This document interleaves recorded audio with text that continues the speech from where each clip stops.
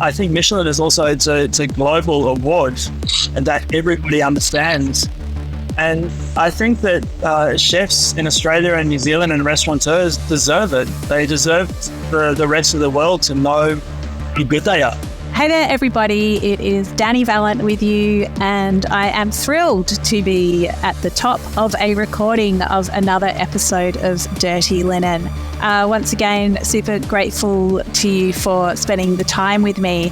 Are you signed up to our newsletter? You do not want to miss our fortnightly missive with interesting, useful and fun tidbits about the world of food and drink. We would love you to sign up. Just head to the show notes and you can get on our list.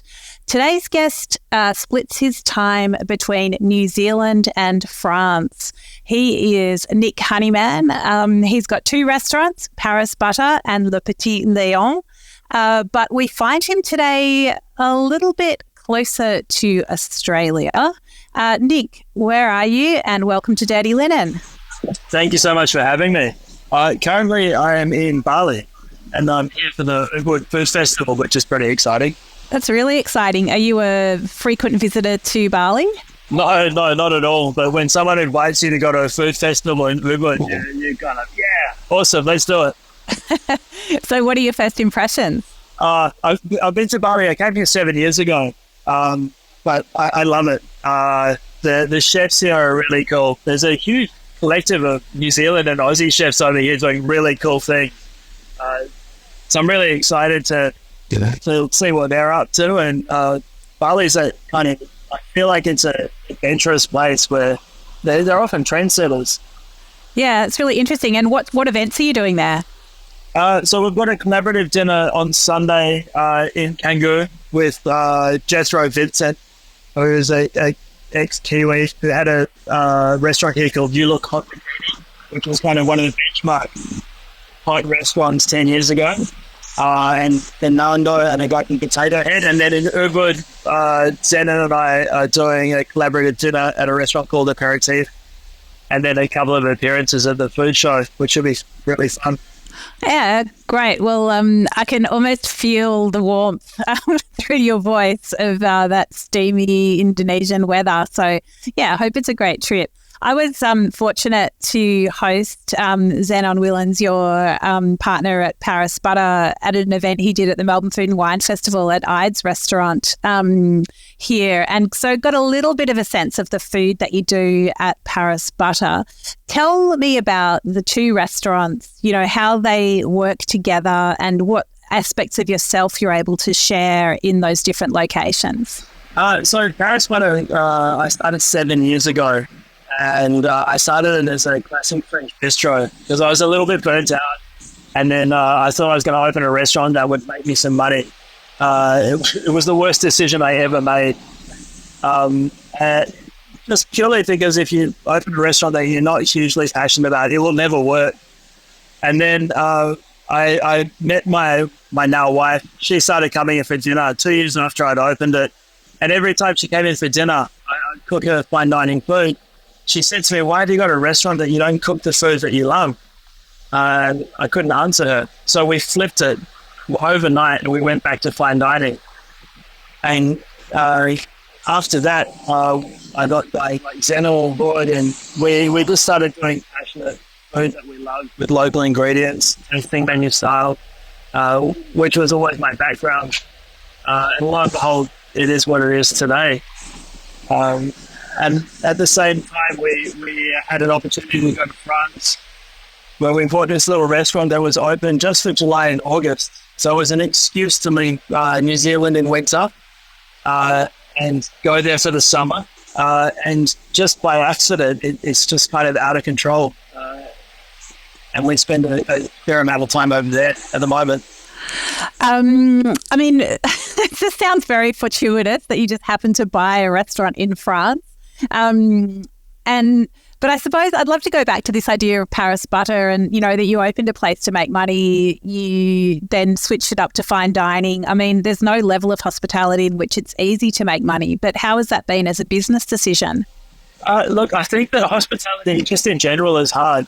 And unless you love what you're doing, the work will always be too much. I feel like we're all slightly sadistic in hospitality, and we have to love what we do. Otherwise, it's hard yakka for the money that you earn. So when we switched to fine dining, I just was so happy to go back to work every day. And I think that the guests can start to feel that, and naturally your business will flourish if you're completely invested into it. And Le Petit Léon, how do you just, by happenstance, buy a restaurant in France? So I was actually working in Sydney. I was there for 12 years, and I was working at the Observatory Hotel with Puru and Huck. And he had worked with a guy called Pascal Barbeau, who had a 3-star restaurant in Paris called L'Astrance. So I went and did a stage with him. And Pascal, he said to me, he said, look, you really need to get the French cultural experience. And so he organised for me to do a 3-week stage at a restaurant in the middle of nowhere where he knew no one would speak English. So I ended up at what was, back in those days, Le Petit Léon. It was a classic bistro, and it was 3 chefs doing 150 covers. And lo and behold, 15 years later, I ended up buying the business just by chance. Everything has happened by chance. Yes, when you get opportunities in front of you, either you've got to risk it all and take it, or you let them go by. And we were fortunate enough that we took some risks, and they seemed to paid off for us. That's so interesting. I mean, how do you see that balance between, I don't know, risk-taking and safety when you're a business owner? And, especially, as you've mentioned, in hospitality, which is so tough. Yeah, that is tough. I think that COVID really changed my perspective on business. I felt like when the first lockdown came, my pants were full down, and I looked at the balance sheet, and I was just like, wow, I'm hemorrhaging money left, right, and center. And in the same stroke, I lost my business in my mind. I was like, cool, we've lost everything. What does that look like? And then I was like, well, everything that we've learnt is we've still got it with us. It's just a business. And it allowed me to be a little bit more free with the decisions that we made. You obviously can't be completely, you've got to take a few risks. You can't be, what's the word? You can't be reckless for the decisions that you make. But I looked at my family and I said, okay, cool, this is my priority. And then businesses are going to work for me and not. But I feel like it's easy to become a slave to your own business in hospitality. And sometimes you stop taking the risks or the moves that you think are the right ones because you're trying to be too safe. Yeah, it's so interesting. Nick, I suppose this conversation around Michelin always swirls around in Australia and New Zealand. As you know, we don't have those guides here. I know that it was a big motivation for you to go to France and have that 3-star experience at L'Astrance and Arpège. And in March at Le Petit Léon, you were awarded your first Michelin star. Super exciting, and, congratulations. Tell me about that journey. How important to you was it to strive for that, and what has it been like to achieve it? Yeah, strange journey. I think I wasn't really always trying to strive for it. We were fortunate in New Zealand to have gotten 3 hats. And when Zenon came on board, we had 1, then we went to 2, we went to 3. And he was the guy who was pushing for them. So it took the pressure off it for me, which was really fun. I think they can be quite consuming when you're just going for stars and for hats like many young chefs are. It's quite lonely. You forget about why you cooked a lot of the time, and you just start cooking for the guides. So when we did that, I was a little bit more free to be in France, and I feel like everything just came about organically. We were cooking for the customers, and we were cooking. Our restaurant is in a tiny town in an old farmhouse. Like it's nothing what you would imagine an old school Michelin star restaurant to be.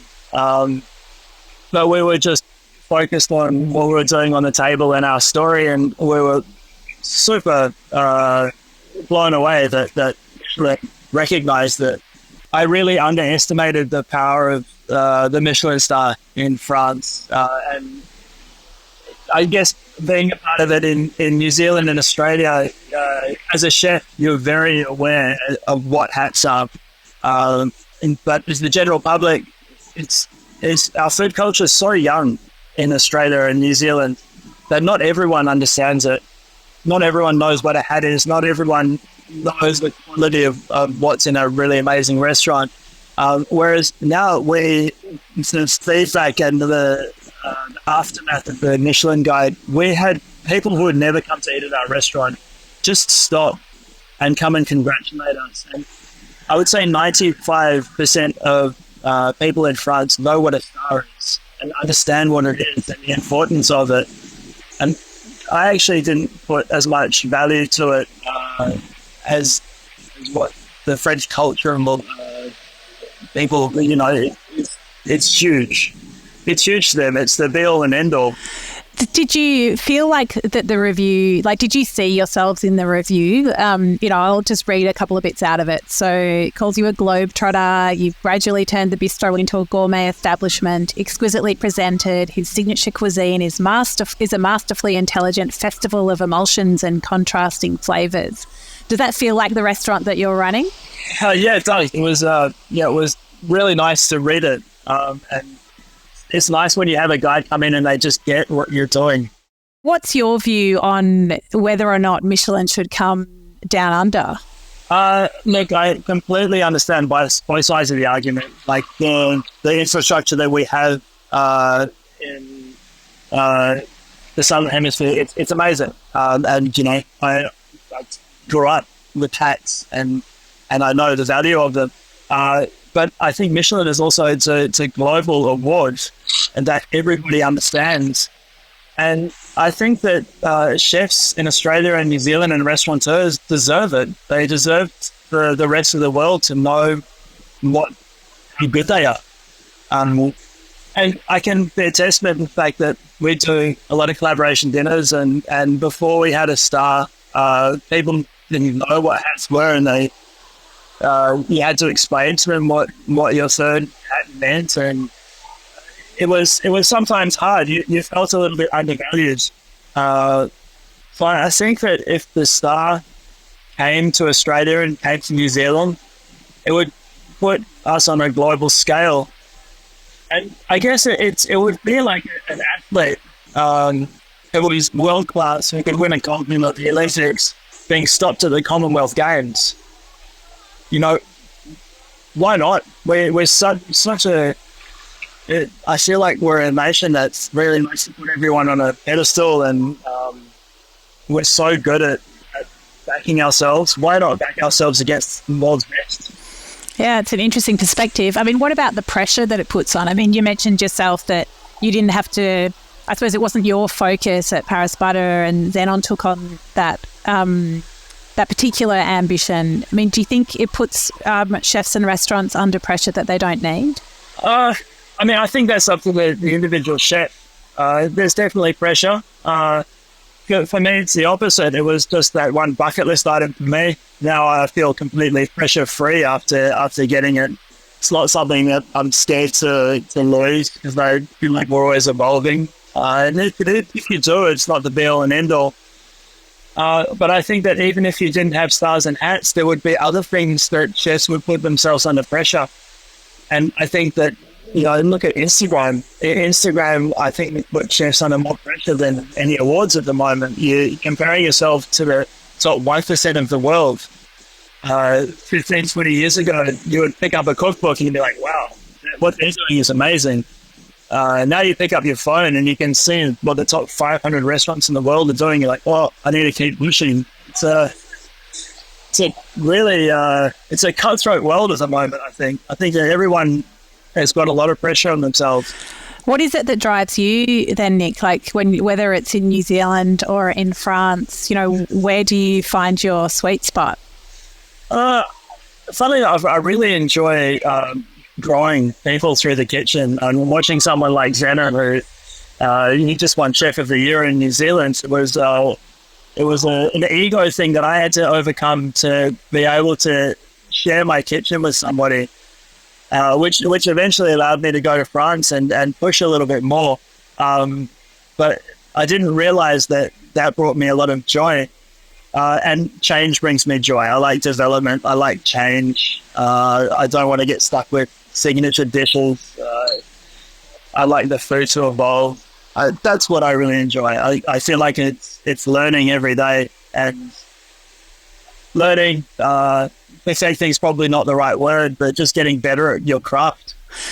I'd love you to talk about the differences between running restaurants in New Zealand, Australia, because you've done a lot of work here as well, and France. What's the differences in dining culture, in, I suppose, the journey that you have to bring customers on, the way that restaurants run, the way the expectations and skills of staff? I mean, it must be so different. I'd love to know where you see the similarities and where things are quite far apart. I guess we could start with the biggest difference, and that is the fact that if you open a restaurant in Australia and New Zealand, everyone will come to you because it's new and it's hot. And I feel like restaurants are more fashionable in Australia and New Zealand, and everyone wants to be in the new hot spot. Whereas in France, if you open a restaurant, people won't come to you until they've heard it's good. And it's called the bouche d'oreille, which is word of mouth. And it's enormous. Like, we're 5 years into Petit, and it was only maybe 2.5 years ago, all of a sudden, we just started getting masses of reservations. And it was the word of mouth that had gotten around. And I think that the food culture in France is a lot older. People have a better understanding, I think, in general. People grow up eating more seasonal foods. I think that we're catching up very quickly in Australia and New Zealand. But generally in a restaurant in Europe, if it's a good restaurant, people have done their research and they're there because of the quality of food. Whereas in New Zealand, I think on Friday and Saturday night, I'm sure it's probably similar in Sydney and Australia, is people will be there because it's a Friday and Saturday night, and not necessarily because of the experience being provided. And it's sometimes harder to cook for people like that. Yeah, that makes a lot of sense. Do you think it's that people in France, they trust... Is it that they trust themselves more, or they put more value on their trust? You know, they're only going to put themselves in your hands if they've heard that they should. I think that maybe they have a better understanding of food. They've grown up sitting at the dinner table until 9 p.m. They've grown up eating only seasonal produce. Whereas I didn't even grow up like that. My mother was a real foodie. I think that Europe is just a different beast. Food is just such a massive part of the culture there. And so every meal is important. And so they don't want to... Maybe the fact that most of them can cook really well at home too. So they won't go somewhere unless they've heard that the cooking is better than what they can do. Whereas we're probably serial... restaurant eaters, you know, we eat out a lot. Maybe that's the difference.